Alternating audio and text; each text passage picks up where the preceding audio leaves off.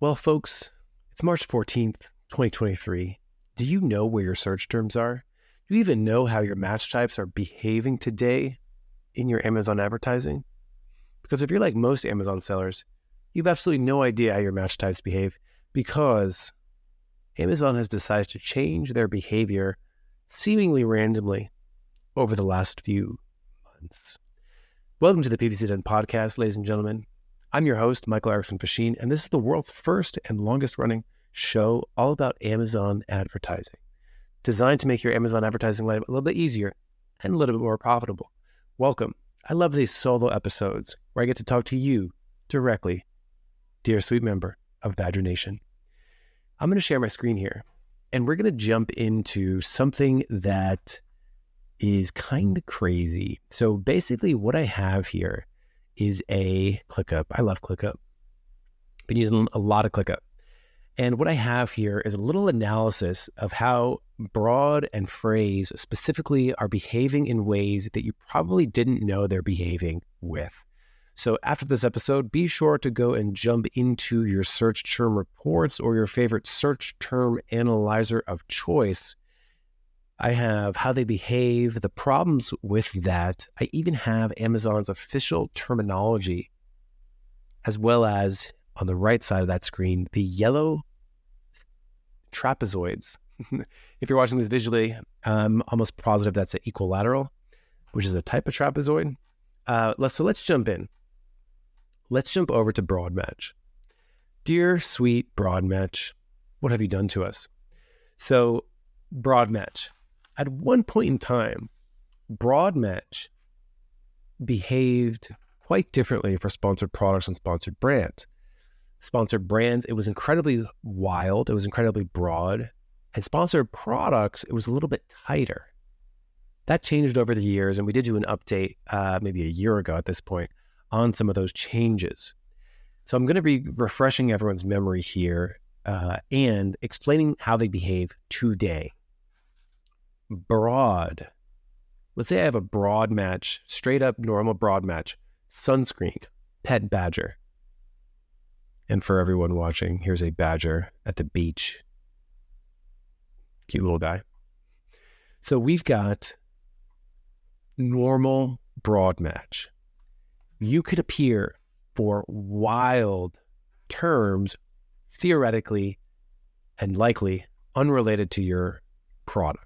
You could appear for lip care, eye care, badger balm, badger lips, badgering lips, chapstick, cherry chapstick. You can appear for all different kinds of things there. Why? Because it is possible that Amazon associates sunscreen with lip care. It's possible. Whether or not they do or not isn't the point. It's really that it can trigger for things that are really seemingly random.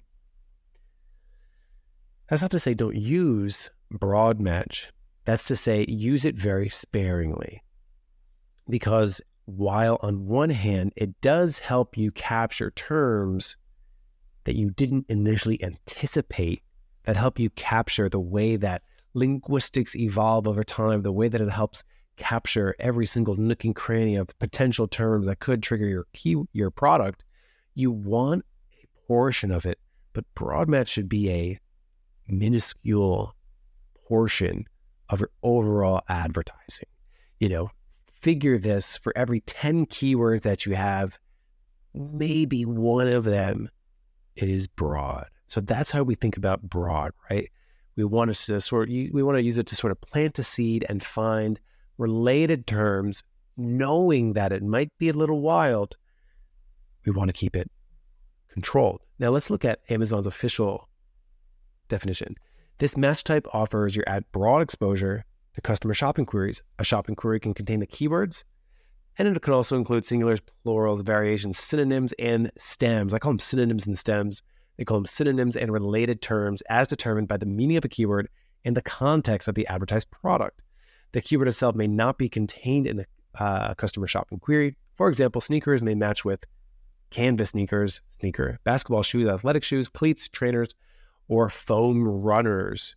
or potentially many other stems of those words. Like if you're selling a canvas sneaker, you might not want to appear for track cleat, but it's possible that you do appear for track cleat. So it can go pretty wild here. Now, they say something in their help documentation as of today on March 14th, which is wildly wrong.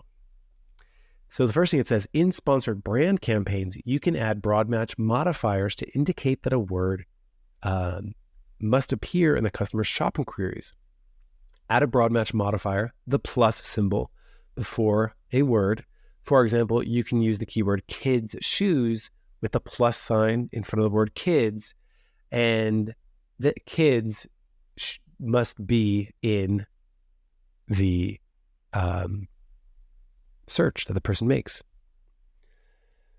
But it won't match with terms that don't include the word kids. Okay, great. So that plus symbol, that modified broad, is really nice. So this modified broad, you put a little plus sign in front of the keyword. It's still a broad keyword. It's a subset of a broad keyword. You put that plus in there, and then you find words that then you're telling Amazon, I only want to appear for searches with that plus in front of it. And there's two ways to use this. You can use the plus in front of every single keyword there. And that means that every single one of them that you put the plus nearby must appear in the search. So for example, if I do sunscreen pet badger with the plus in front of every single one, it's going to trigger for sunscreen for my pet badger and my pet hamster, sunscreen badger pet 1 gallon. So it's going to be triggering things that are potentially unrelated. Maybe I don't sell a 1 gallon sunscreen. Maybe it doesn't work on a hamster. Maybe you sell running shoes and, they're not trail running. So putting the plus in there will lock in those words to ensure that they're going to be present in the customer search. Whereas normal broad, there's no guarantee that that word will be in the customer search, but just synonyms, stems, potentially distant synonyms of those words, right? So modified broad is a bit tighter than normal broad, and it can work really well. Now, the thing that Amazon says here is that they say sponsored brands is the only place where you can use modified broad. Well, my dear friends, I have a search term report pulled up on screen with a nice little screen cap where I was targeting seat cover. And lo and behold, I got seat cover using the modified broad as intended. So it actually works. It actually works the way that it's supposed to work. So it works the same way in sponsored products as it does in sponsored brands. So the incorrect thing here is just the terminology, but sponsored products does have modified broad, and you should use it. It's a cool match type. If I were to wager, again, I look at a lot of accounts. If I were to wager out of 10 keywords, maybe one of them is broad, maybe 2, 3 are modified broad. I like modified broad a very similar way that I like phrase match, where you lock in certain parts of what people search, which is really cool. Now, the second way to use modified broad is you put it on just some words. So instead of putting the plus sign in front of every single keyword in your keyword, every single word in your keyword, you could instead put it just on one of them. So I can do just sunscreen here. I can put the plus sign just in front of sunscreen, and then just that one word, or as many words as I put the plus sign near, will trigger. So you can see how it can get a little bit off. So sunscreen for dogs, sunscreen for pets, and I'm over here selling sunscreen for badgers. So again, modified broad, putting the plus in front of every word. I like it. It tightens it up. Modified broad with just the plus sign in front of one of the words, still pretty good. And then, of course, the normal broad can be pretty wild, pretty loose. Now let's scroll over to phrase match. Now, this is the scary thing. So we all know how phrase match works. I'll read Amazon's official definition. In sponsored products campaigns, the search term must contain the exact phrase or sequence of words. It's more restricted than broad match and will generally result in more relevant placements for your ad. Terrific. Phrase match also includes the plural form of the keyword. Of course, in sponsored brand campaign, this match type allows advertisers to show their ads on searches that include the meaning of the keyword. Ouch. The meaning of the keyword. The meaning of the keyword can be implied. Oh, that's nice. And customer searches can be a more specific form of the meaning. For example, if an advertiser has phrase keyword of curtain rods and a customer queries for pole for curtains for bedroom, a phrase match occurs.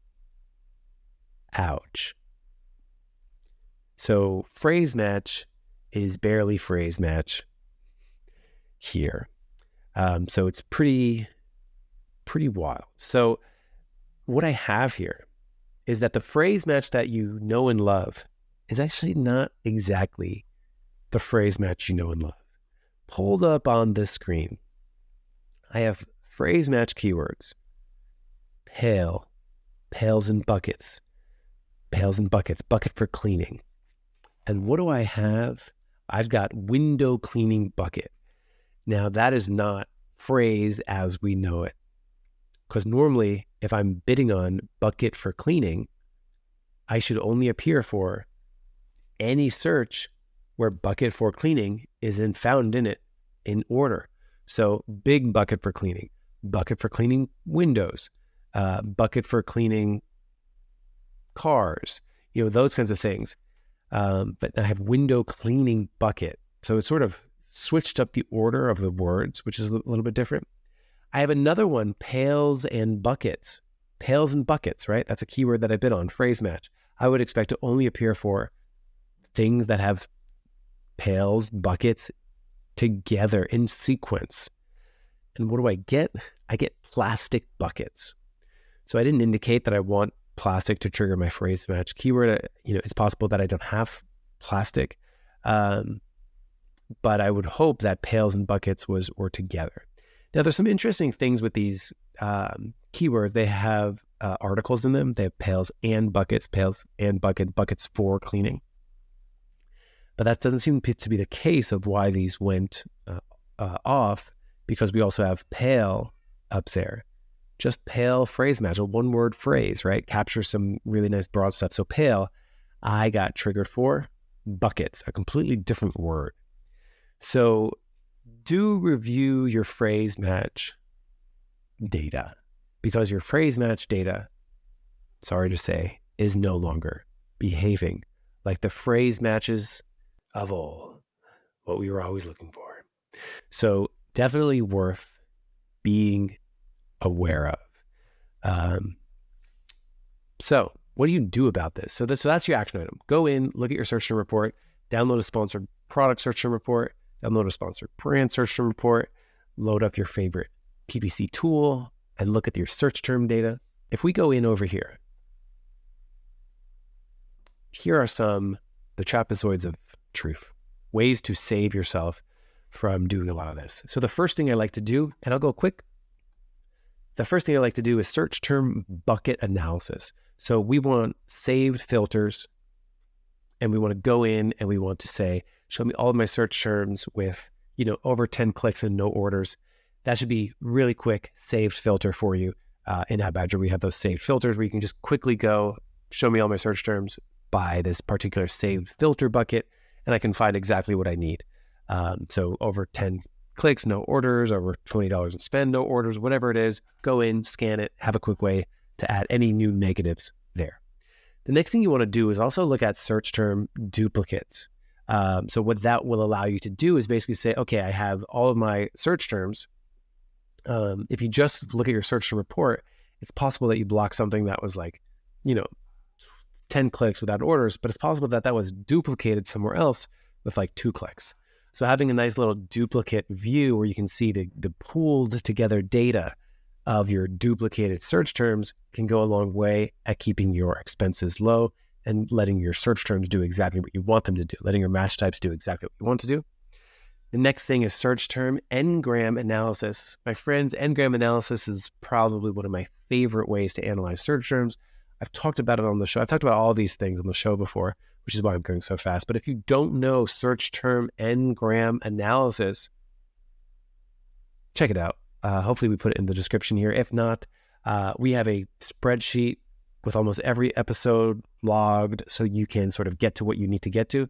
Search term n-gram analysis basically helps your 1 or 2 click keywords. It helps find trends in all of them so that you can take action on them. So every single search term, with the word, in this case, if I was going after pale and then the word buckets kept appearing, I can see how buckets is appearing in my entire account in aggregate, which is really nice. So even though even that individual search term only got 1 click, I would be able to combine all the clicks with the word bucket. Negative keyword optimization. Do it nightly. There's no reason not to. Scan through those search terms. Ideally, this is an automatic process for you, which is what I've talked about all these topics before. If you're a listener of the show, you know that Ad Badger automates that. The next thing is which campaigns have no negative keywords. If you do not have a good, clear way to look at every single one of your campaigns and every single one of your ad groups and literally have a filter that says, show me them with no negative keywords, or even sort a column that tells you this ad group has 97 all the way down to your 0 negative keyword ad groups, incredibly vital. Worked really hard to get that going. And then, of course, match type analysis. You should have a really quick way to view your broad, phrase, exact, as well as your modified broad. So that would just be filtering for that plus sign. So I hope you enjoy. If you do these 6 things, you will be best prepared for when Amazon decides to change things up on you without telling you. Or if they do tell you, it's not 100% accurate. Because modified broad does exist in sponsored products. And phrase match is really broad match now in certain cases. So this is definitely something to be aware of. So use this information, go review your search term report. I know a lot of people who listen to this are Ad Badger customers. So go do all those 6 things that I mentioned. And trim up your campaigns, keep them tight. You want to keep them tight and controlled and doing exactly what you want. And if you don't log into your account very regularly, it is possible that things will get missed, if that makes sense. Things will get missed. So hopefully all this makes sense. Oh my goodness, I almost forgot the last thing that I was going to mention. Exact match. Exact match, no longer exact match. Here I have in the screen cap, and I even made this a red triangle. Here we have exact match. So I'm bidding on the keyword restaurant cup. What an easy keyword to bid on. Lo and behold, what does it appear for? Diner cups, commercial cups, restaurant drinking cup. Doesn't sound very exact to me. All the more reason to do a lot of search term analysis to just verify that your keywords are actually appearing for what you want. And you want ways to analyze your search terms in powerful ways. So yes, do your normal filters. I call it bucket analysis. Do duplicate hunting. Do search term n-gram analysis. Scan through it and automatically add negatives every day. Have a way to be sure you don't miss anything. You forgot a place where you forgot to add negatives. And of course, do match type analysis to measure the performance of these things and measure how many you have and how much you're spending on them. You don't want to be in a situation where, you're spending 75% of your money on broad match and it's a bit wild. And then you're trying to optimize your account in all different ways. If only you knew that you were spending 75% on just broad, you would know to trim some of this and convert some of these things to modified broad, phrase, and exact. So keep it going. Keep your accounts tight. Have a good one. And I hope you enjoyed this solo cast here on the PPC Den podcast.